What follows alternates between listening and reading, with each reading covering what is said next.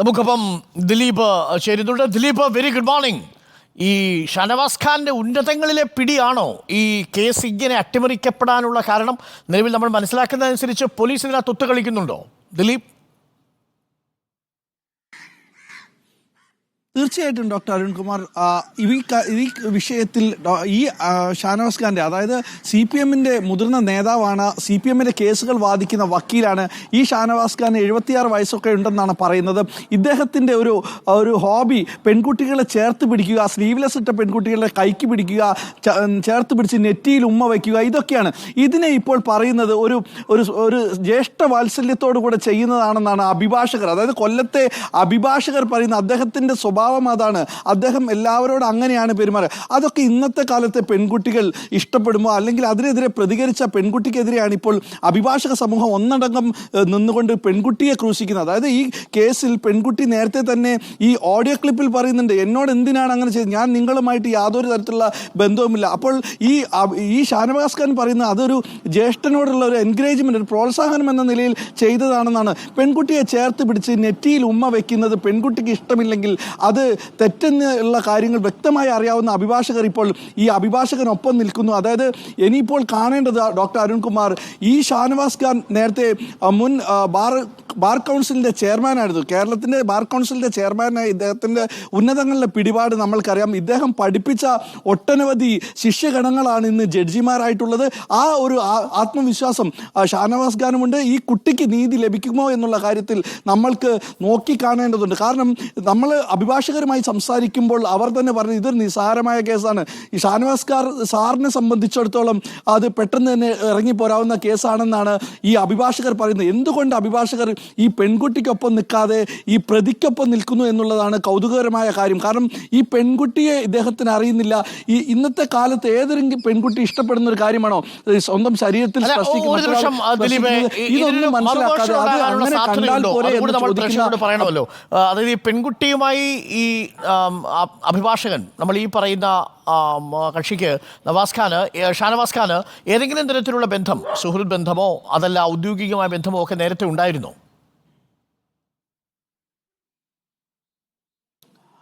നമ്മുടെ അടുത്ത് പെൺകുട്ടി വന്ന് പറഞ്ഞത് നോട്ടറി അറ്റസ്റ്റ് ചെയ്യാൻ വേണ്ടി വീട്ടിലേക്ക് കയറി ചെന്നപ്പോൾ ഷാനവാസ് ഖാൻ നല്ല രീതിയിലാണ് പെരുമാറിയത്. വീടൊക്കെ ഒന്ന് കാണാൻ പറഞ്ഞു. അങ്ങനെ വീട് കണ്ടപ്പോൾ കുട്ടി താഴേക്ക് ഇറങ്ങി വരുന്നു. വീടൊക്കെ ഇഷ്ടമായോ എന്ന് ചോദിക്കുന്നു. അപ്പോൾ കുട്ടി വീട് ഇഷ്ടമായി എന്ന് പറയുമ്പോൾ ഷാനവാസ് ഖാൻ്റെ മറു ചോദ്യം, വീട് മാത്രമാണോ ഇഷ്ടമായത്, എന്നെ ഇഷ്ടപ്പെട്ടിട്ടില്ലേ എന്നുള്ളൊരു പൈങ്കിളി ചോദ്യം ചോദിച്ചു. ഈ ചോദ്യത്തിൽ കുട്ടി ഒന്ന് പതറി.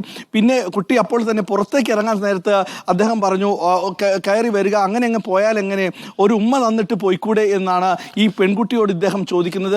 അങ്ങനെ പെൺകുട്ടി ഇറങ്ങി പോകാൻ നേരത്ത് അദ്ദേഹം ചേർത്ത് പിടിച്ചുകൊണ്ട് തലയിൽ ഉമ്മ വെച്ചെന്നാണ് പരാതി. പക്ഷേ ഇതിന് അഭിഭാഷകൻ ഷാനവാസ് ഖാൻ ഈ അത്ര തന്നെ ഉള്ളൂ. ഷാനവാസ് ഖാൻ ഈ ഓഡിയോ ക്ലിപ്പിൽ പറയുന്നത് അതൊരു പ്രോത്സാഹനമായി കണ്ടാൽ പോരെ എന്നാണ്. ഇതൊക്കെ എന്ത് പ്രോത്സാഹനമാണ് എന്നുള്ള കാര്യങ്ങൾ ആലോചിക്കേണ്ടതുണ്ട്. നമ്മളുടെ കൊച്ചുമക്കളോ ഒന്നുമല്ല, ആരാന്റെ മക്കളാണ്. അവരെ ചേർത്ത് പിടിച്ചു കഴിഞ്ഞാൽ വകുപ്പ് മാറുമെന്നുള്ള കാര്യം കൃത്യമായിട്ട് അറിയാവുന്ന അഭിഭാഷകൻ ശരി എന്നുള്ളത് നമുക്ക് ഇനി നാളെ. ഇത്തരം ആലിംഗപ്രിയരായിരിക്കുന്ന ചില ജ്യേഷ്ഠന്മാർ നമ്മുടെ സമൂഹത്തിലുണ്ട്, ചില മുത്തശ്ശന്മാരും ഉണ്ട് കേട്ടോ. ആലിംഗപ്രിയരാവുക, സ്പർശനപ്രിയരാവുക എന്നുള്ളത്. എന്നിട്ട് ഇവർ ഈ പറയുന്ന തരത്തിൽ പെൺകുട്ടികളെ ആലിംഗപ്രിയരായിട്ട് ചേർത്തണച്ചിട്ട് പറയും, ഒരു മുത്തശ്ശൻ്റെ വാത്സല്യത്തോടു കൂടി ഉമ്മ തന്നതല്ലേ എന്ന് പറയും. അങ്ങനെ മുത്തശ്ശൻ്റെ വാത്സല്യത്തോടു കൂടിയുള്ള ഉമ്മ ഞങ്ങൾക്ക് വേണ്ട എന്ന് പറഞ്ഞിട്ടാണല്ലോ ഇവർ പലപ്പോഴും കേസ് കൊടുക്കുന്നത്. ഈ ചങ്ങാതി ഇത്രയും കാലം ഒരു ബാർ കൗൺസിലൊക്കെ ഉന്നത സ്ഥാനങ്ങളിൽ ഇരുന്നയാളല്ലേ, ഇയാൾക്കറിയില്ലേ ഇങ്ങനെ അനുമതിയില്ലാതെ ഒരു പെൺകുട്ടിയുടെ ശരീരത്തിൽ സ്പർശിക്കാൻ പാടില്ല? മാത്രമല്ല, നോട്ടറി ഒപ്പിടാൻ വന്നാൽ നോട്ടറി ഒപ്പിട്ടയക്കണം, അതിനകത്ത് വേറെ നോട്ടം കൊടുക്കുന്നത് ശരിയല്ലല്ലോ. ഈ ഷാനവാസ് ഖാനെ ഈ ബാർ കൗൺസിലിലെ മിക്ക അഭിഭാഷകരും പിന്തുണയ്ക്കുന്നതിൻ്റെ കാരണം എന്തായിരിക്കും ദിലീപ്?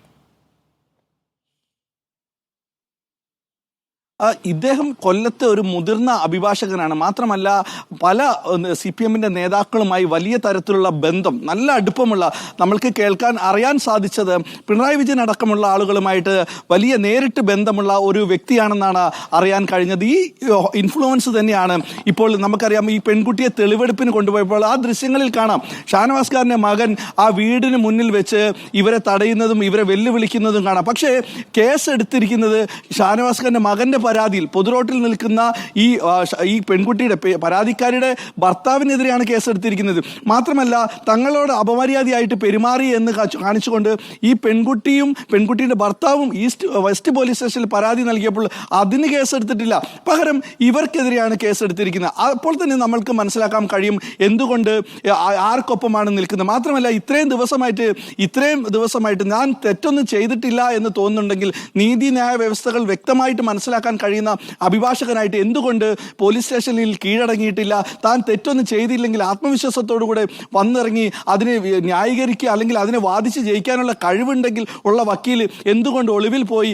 ഇങ്ങനെയൊക്കെ വന്നപ്പോൾ ഒരു കണ്ണിൽ പൊടിയിടാൻ വേണ്ടി ബാർ അസോസിയേഷനിൽ നിന്ന് സസ്പെൻഡ് ചെയ്യുകയാണ് ചെയ്തത്. ഇതിൽ വിചിത്രമായ കൗതുകകരമായ മറ്റൊരു കാര്യം, പ്രതിപക്ഷ സംഘടനകൾ അല്ലെങ്കിൽ പ്രതിപക്ഷ പാർട്ടികളൊന്നും തന്നെ ഈ ഷാനവാസ് ഖാനെതിരെ സംസാരിക്കേണ്ട എന്നുള്ളൊരു നിലപാടെടുത്തിരിക്കുകയാണ്. വനിത, നമുക്ക് അനീഷയുടെ കാര്യം അറിയാം. കൊല്ലത്ത് APP അനീഷ മരിച്ചത് സഹപ്രവർത്തകരുടെ മാനസിക പീഡനം കൊണ്ടാണ്. അന്ന് 2 തട്ടിൽ നിന്ന അഭിഭാഷകരാണ് കൊല്ലത്തുണ്ടായത്.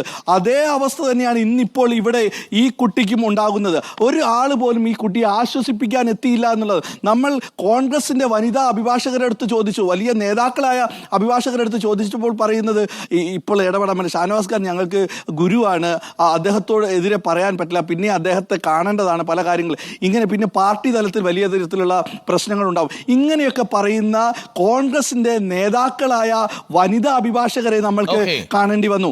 അതുപോലെ പ്രിയപ്പെട്ട ഷാനവാസ് ഖാൻ, താങ്കൾ നിയമ നടപടിക്ക് വിധേയനാവുക. വെറുതെ നാട്ടുകാരെ കൊണ്ട് പറയിപ്പിക്കരുത്. ഇനി വരും ദിവസങ്ങളിൽ ഇങ്ങനെ ഓരോ പുതിയ കഥകളൊക്കെ വരും. താങ്കൾ തെറ്റ് ചെയ്തിട്ടില്ലെങ്കിൽ നിയമ സംവിധാനത്തിന് മുമ്പിൽ താങ്കൾ ഇത് തെളിയിക്കൂ.